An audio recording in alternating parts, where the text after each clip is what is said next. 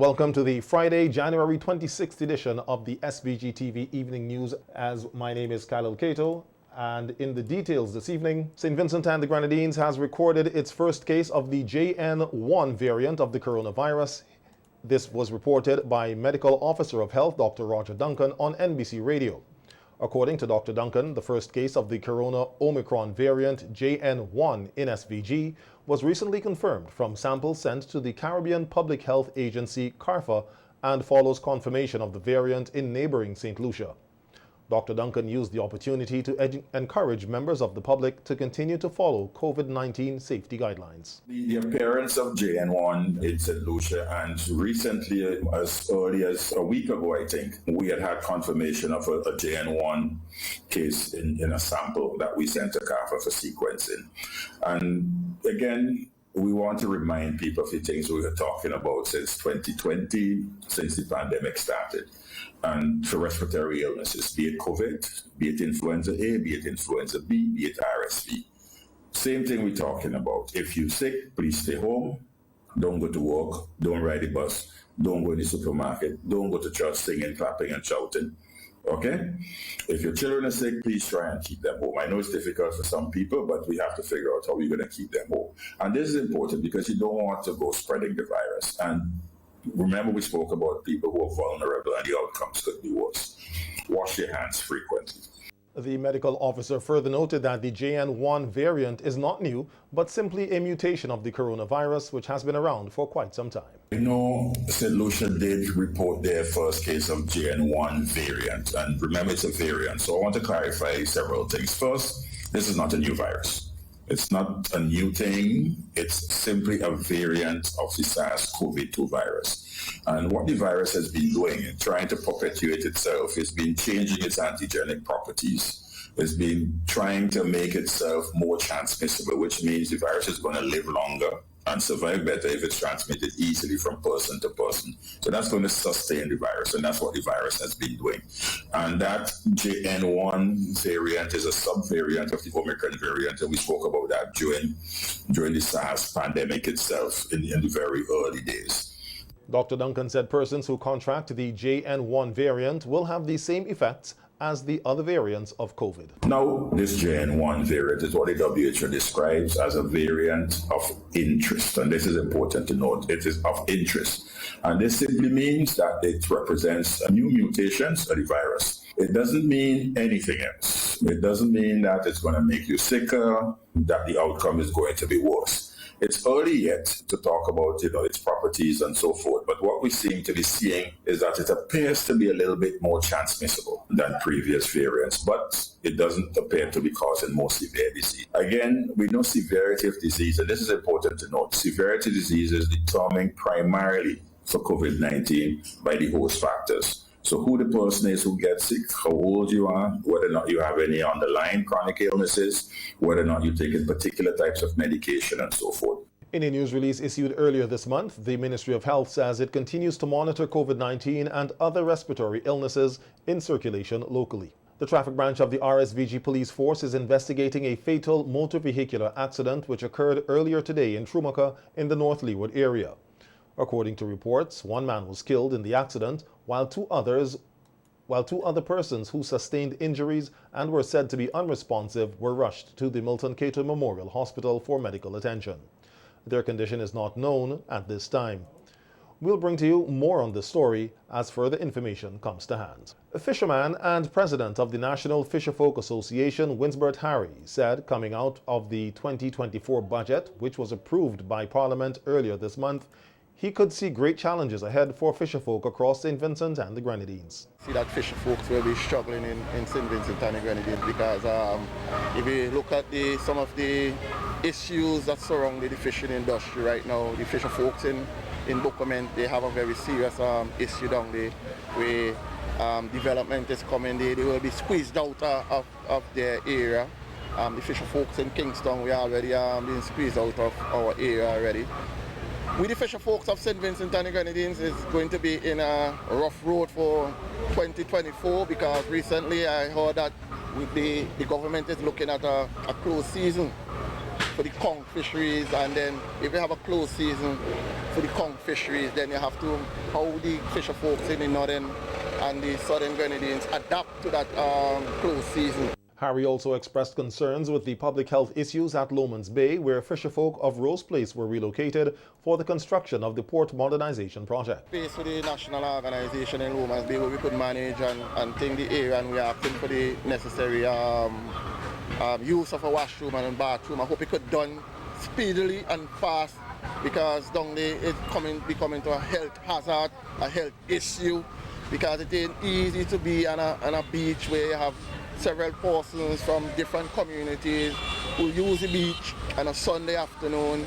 Persons swim, persons bathe, then you have the Fishers' Day, and there is no necessary washroom in Lomans Bay. Harry said before the fishing industry crumbles, they would like to have dialogue with Minister of Fisheries, Saboto Caesar. How best that the administration, the government, that could come to the fishers and we could have a sit-down conversation in terms of how we build the fishing industry together. It's not, the fisher folks might want it one way, but there's something at the higher level that the information really need to meet the fishers. But if there is no proper dialogue with the fishers, then the fishers' main option to get the message across is using the media. We could draw attention to persons and what the fisher folks are really feeling. But different to that, I would like to see that bathroom and washroom place in every fishing community, because if you go down to Cleverly, there's no washroom in Cleverly for the fisher folks in Cleverly. The one in Calaca on and off, none in Lomans Bay, none in Layu. And so these things needed to put into the budget for me, that how do you develop fishing communities and fishing cooperatives. So this is one of the things I was listening, and most of the fishers, yes, they hear that the focus will be new equipment, safety at sea, but fishers are waiting since 3 years now for something to be done under the fleet expansion program. The Ministry of Agriculture, Forestry, Fisheries, Rural Transformation, Industry and Labor, in collaboration with the Food and Agriculture Organization, the FAO of the United Nations, has announced the launch of the 6th mission in support of legislative amendments to law concerning the fisheries sector in St. Vincent and the Grenadines. A news release from the ministry says the FAO mission aims to finalize the draft of the new SVG Fisheries Act, facilitate early planning for the implementation of future regulations, and to support stakeholders in effectively implementing the new legislation once adopted. The mission will provide invaluable expertise and guidance to ensure that the fisheries sector in SVG is well positioned for sustainable and responsible growth. The mission is expected to come to an end on February 2nd. Persons in the medical field here are said to be observing a rise in social and communication difficulties among children, including a rise in neurodevelopmental disorders. This is according to psychologist and qualified speech and language therapist Kimberly Cambridge, who is attached to the Milton Cato Memorial Hospital. Cambridge was a guest on NBC Radio's face-to-face program today via Zoom, discussing the importance of speech and language therapy, particularly among children. Means is that communication of children has been hindered. So we see a lot of parents coming to the hospitals, to the various clinics, saying, oh, my child isn't hitting the developmental milestones for speech as they should. What do I do in a situation like this? Now, early intervention is best, and early intervention can be aided through the help of a speech and language therapist who would work with parents of children who have speech delays, who have language delays. And I think this is really important so that the children do not get left behind when it's time for them to join the education system. Now, speech and language therapy doesn't only cater to children, but it also covers the whole lifespan. So that also covers adults who have stroke-related disorders, because for some adults that have stroke, that also comes with speech difficulties. Some persons have slurred speech. Some persons have no speech at all. Speech and language therapy also deals with the treatment of adults that have stroke-related disorders. any neurodevelopmental disorder that can affect speech and communication.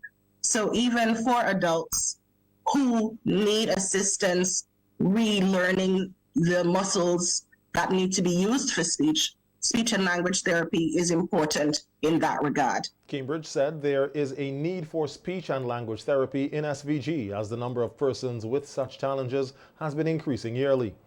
She said it is important for parents to recognize when something is wrong with their child and to seek help, as early intervention is ideal. More persons begin to take a really hard look at their own children's development.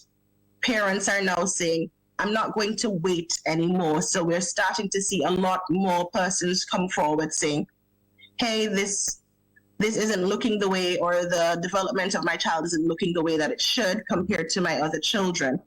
I think I need some help. So definitely what I'm seeing based on the numbers, I think that speech and language therapy is greatly needed here in St. Vincent. So things like symptoms of autism, for example, right. Parents would be saying, okay, this type of behavior is definitely a red flag. Let me see what I can do. In terms of adults, I think, and this is possibly because there hasn't been too much publicity around speech and language therapy for a bit, but I think adults are now learning, okay, stroke patients, there is life after stroke. Let's focus on regaining speech. Let's focus on regaining the use of the muscles. So I think adults are now starting to come forward to say, okay, I'm interested in getting speech and language therapy services. You know, I encourage parents, you know, not to engage in the mindset of just let's wait and see, because early intervention is what's going to be best for your child, especially if they're not hitting those developmental milestones the way that they should. The Royal St. Vincent and the Grenadines Police Force is urging members of the general public to desist from posting explicit images and videos of persons without their permission, as penalties for such actions could include a fine of $100,000, imprisonment for 2 years, or potentially both. On WFM's Cop Chat program yesterday, Sergeant Sion Choi of the RSVG Police IT Union said it is important for members of the public to obtain a copy of the Cybercrimes Act 2016 to know their rights and that of others when using online platforms. Sergeant Choi said persons who feel that their system is compromised can make a report to the RSVG Police Force IT Department, and the necessary steps will be taken. I just want to say the Cybercrime Act of 2016, we advise in the public. Please get your hands on it, and they say ignorance of the law is no excuse. So you need to know the law. The police website will have it. You can reach out, and there's a soft copy that's available to the public, and you're gonna get it through. So if you feel the system was compromised, you will not use the word hack, you know, because we will have to determine if it was hack or the experts in that field.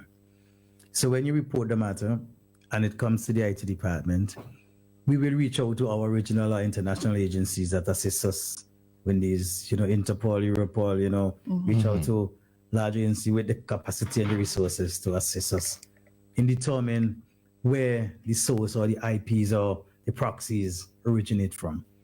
So we reach out to other agencies. So we don't do things, reach out to the FBI, you know, other persons with the assistance in our jurisdiction, or how to put it, the mutual legal assistance in terms of the countries that we think, right? Sergeant Choi said persons who may fall victim to cybercrimes need to initiate the process to deal with the matter by first making a report, either in person or virtually, noting that there is no time limit regarding reporting of a cybercrime to bring these perpetrators to justice. So you must report a crime, and then it go to the train and everything will flow. So if it's a cybercrime, report to the police station. The investigator take a statement, comprehensive statement from the virtual complainant. And when there is a cyber aspect of it, the IT department or the cybercrime unit will involve. So they call us and we'll start our investigative process from there. Correct, that's what I'm saying. Long as the evidence is there to bring forward, because these cybercrime is always there. Okay. It don't delete. If you put it up, it's always there. Yeah. Okay. So, same. Long as the evidence is there to bring forward, the matter is hot. The Vincentian American author Aubrey Ralph is advising aspiring authors here in St. Vincent and the Grenadines who might be second-guessing themselves not to waste time in doing so. In an interview with SVG-TV News, Ralph, who had her book series, The Adventures of Boo and Chin, recently published, said people frequently second-guess themselves not because they don't think they can succeed, but rather because they are concerned about what other people may think about what they are doing. I think, ultimately, you have to be more concerned about what God says about you, And if he's a creator, he's the ultimate creator, then you can create. You have to be able to hold on to your dreams when other people don't necessarily support you, because your dream and your purpose is yours, right? And not everyone's going to understand your dream. Not everyone's going to understand your purpose. And so your success or, your effort in achieving what you want to achieve, you can't always rely on outside people to support you, because sometimes you don't get the support until it's done, right? I will say I have been blessed that I've had a lot of people in my family, say to me over my life, you can do it, Ralph echoed the sentiment that you shouldn't allow anyone or anything to stop you from accomplishing your goals. I have that reputation of somebody who's done well and done good by people, to the point where people are talking about the good stuff you did to them or for them, and you don't even remember, because you weren't even thinking you doing it because you want somebody to talk about you, I think that's important too. So, protect your reputation and your name. Check your motives, and keep your word. Have integrity. Integrity is not popular, but it's necessary, because you have to be able to trust people to do what they say they're going to do. Ralph's book series is currently available online for purchase.